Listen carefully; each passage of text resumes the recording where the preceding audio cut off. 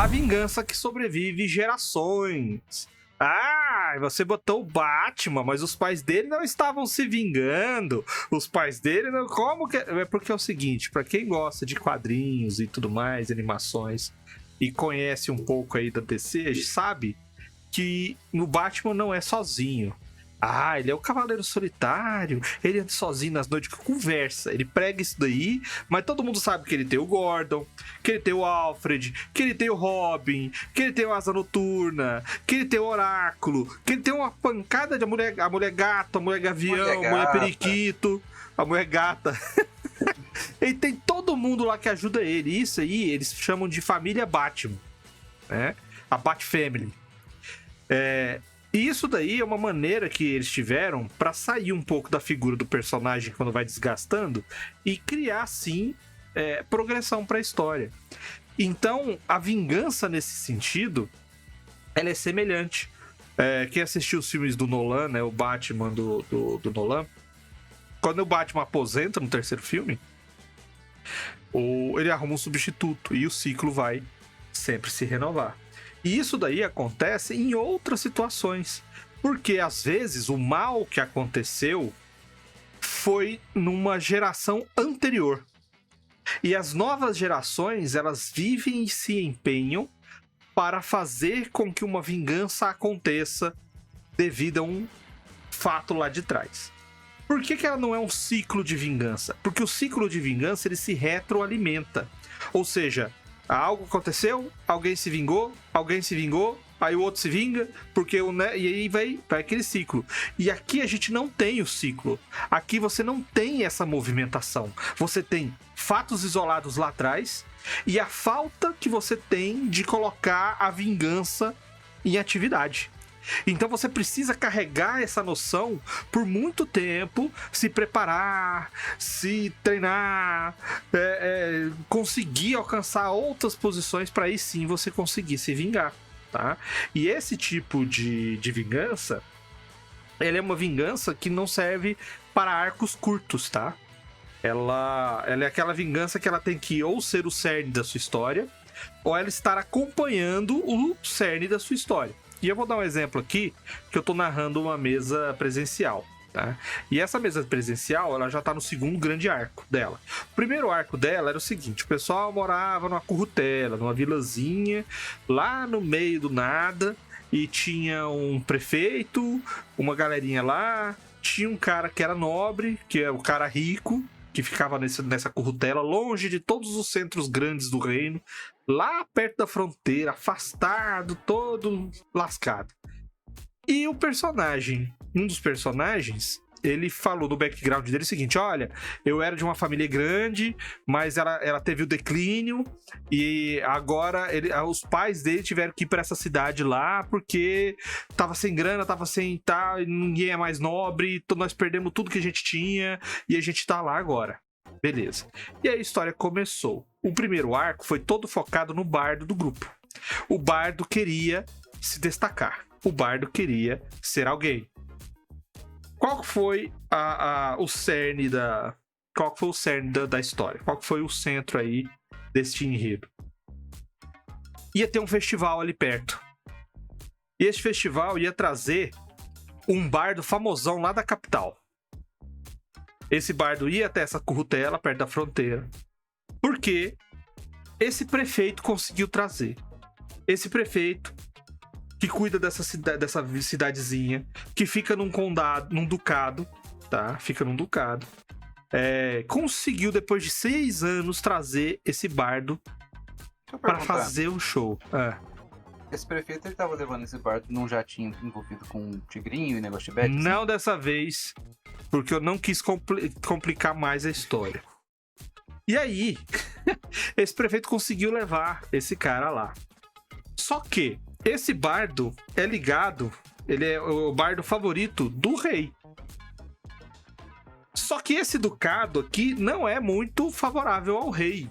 Ele é o duque, ele é tipo um meio-irmão do rei, que não tá diretamente na linha de sucessão, mas está na linha de sucessão ali, né? Não tá muito próximo da cadeira, mas é duque.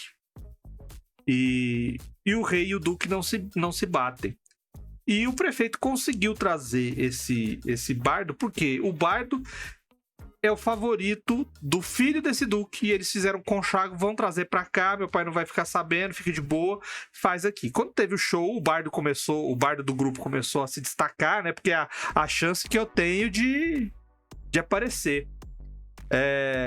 Acontece um atentado, tentam matar o filho do duque. E aí começa a história deles. Então o bardo consegue as conexões, eles conseguem salvar o cara, eles conseguem meio que desenrolar, e tem uma série de atentados ali na cidade, tentam matar o bardo, o famoso, né, o bardo famoso, tentam matar aquele nobre que tá lá, que ele não é associado com o duque, fica aquele rolo de política e atentados lá. Essa foi a primeira fase.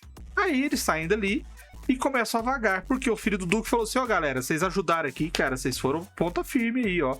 Faz o seguinte, vai lá pra nossa cidade, vamos lá, cara, lá vocês vão ter uma vida melhor aqui, ó. Você que é o soldadinho e o guerreirinho, ó, eu consigo te colocar num treinamento lá pra ser soldado, que é o que você quer. Você aí que é a maga, vamos pra escola arcana, eu te ponho lá dentro, então de boa. Ô bardo, lá tem um lugar, vamos lá, vocês me ajudaram, vou ajudar vocês.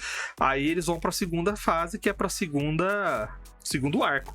Quando eles chegam lá e começam a viver, eles não conseguem ter acesso ao filho do duque. E aí, o guerreiro, não é o bardo mais, porque o bardo teve a resolução do primeiro arco.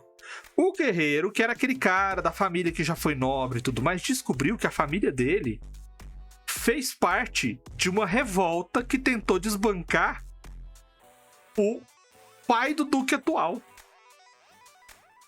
E por isso, a família dele, a família dele, todas as famílias que apoiavam, estão presas, entre aspas, né? Elas ficam lá de uma espécie de gueto, que eles têm que ter entrada e saída com permissão. E aí ficou gerando aquele negócio todo, porque os caras tentaram dar um golpe e deu errado. E como eles eram ligados ao rei, ele não permitiu que a galera fosse morta. Então eles ficaram só meio que presos ali. E agora o que aconteceu? Eles, nesse lugar, depois de alguns meses que eles estão lá nessa cidade, aconteceu uma invasão. E quando eles vão ver o que estava acontecendo, era um exército comandado pelo rei invadindo o ducado. E quando o exército chega e o exército do ducado vai enfrentar essa galera, existe um levante interno que a família do cara está vindo para ajudar o exército do rei. Ou seja, é uma vingança geracional nesse sentido. Onde os caras tentaram derrubar o duque apoiados pelo rei, mas foram pegos, o rei abandonou. Eles ficaram lá. Então agora é a chance que eles têm de se vingar e de ter aquilo que eles tinham de volta. E agora os jogadores ficaram meio que sem saber o que fazer, porque eles estavam muito associados ao duque. Porque eles ajudaram o duque, foram ajudados pelo duque. Inclusive o Ladino falava do meu prefeito, que era ligado ao duque e tudo mais. E agora você tem aí uma confusão generalizada. Por quê? Porque o guerreiro, ele se identifica com a família dele, porque ele descobriu por que a família dele tá ali, o que aconteceu com o avô dele, o que aconteceu com os familiares, quanta gente teve que morrer por causa disso, desse golpe. E todo o segundo arco deles agora tá sendo gerado em volta de uma vingança. E isso daí vai perpetuar, porque quando eu concluir o segundo arco, provavelmente eu vou retomar essas consequências da vingança no quarto ato, pra aí sim encerrar a história. Você tá falando de Batman e o que apareceu agora há pouco tempo na minha timeline aqui do YouTube, um vídeo chamado Alfred morre, Batman mata todo mundo. Eu não sei sobre o que se trata, mas provavelmente é sobre vingança essa história. Eu acho que é porque o Alfred morreu e aí ele foi lá e matou todo mundo. Mas uma história, né? Uma outra história também aí que muitos devem estar familiarizados, que é sobre vingança geracional, é o Verde Púrpura. O Verde Púrpura é o vilão principal, Glitter Gem. Ele tá ali tentando destruir a Federação por conta dos pais deles, que foram julgados e mortos pelo voto de Minerva, né? No caso foi do Blunt.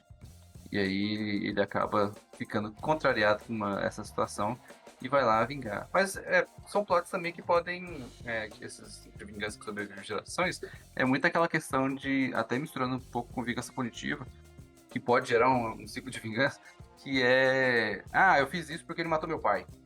E aí, então, uma vingança punitiva que sobrevive gerações. Alguma treta que rolou entre o pai dele e a pessoa, ele foi lá, o pai dele morreu, e ele vai lá se vingar dessa pessoa, e aí pode ser que agora o filho da pessoa que ele matou volte pra matar ele no futuro, e assim por diante. Eu trabalhei com esse conceito de vingança e eu vou voltar mais à frente num outro tópico nesse sentido, porque a vingança geracional, do ponto de vista de mecanismo, ela entra muito no que eu vou falar mais tarde, que é sobre vingança de longo prazo. Mas eu gosto muito desse modelo justamente porque ele abarca tudo isso que a gente misturou, né? Essa coisa do ciclo, em geral, ele é um ciclo, ele pode causar um ciclo, ou ele às vezes é parte de um ciclo. Então é muito comum que o plot de vingança geracional você esteja pegando uma fotografia de um momento dentro de um ciclo maior, que é uma coisa que acontece muito. Mas eu gosto muito da vingança geracional porque ela não necessariamente precisa ser punitiva. Esse é um aspecto que eu acho interessante. Esse plot que o Vermelho mencionou, ele não é um plot de vingança punitiva. Não é meramente punitivo. Ele está tentando desfazer algo e retomar uma situação anterior. Ou seja, mais do que punir a pessoa responsável pelo que aconteceu, pela injustiça, você está tentando recuperar a situação anterior. E esse é um aspecto que eu acho que é importante, às vezes, nas vinganças geracionais. Que é muito comum que elas não sejam meramente uma situação de vingança, de ataque, né? Elas muitas vezes são feitas com tempo e com cuidado para você retomar uma situação anterior, talvez a situação da geração que foi vítima da injustiça que deu origem a todo o processo. Então é muito isso, é muito comum isso em plots que envolvam, por exemplo, questões de nobreza, o cara que perde o título quer retomar, é muito comum que você faça isso quando você tem, por exemplo, situações... Tem muita história de romance policial, Sherlock Holmes, Agatha Christie, em que a pessoa está tentando desfazer algo lá, o cara que roubou a propriedade do outro, o cara que fraudou o testamento, o cara que deu um jeito de herdar o que ele não tinha direito, enfim. E aí, em algum momento, algum dos personagens envolvidos vai tentar desfazer isso numa geração posterior.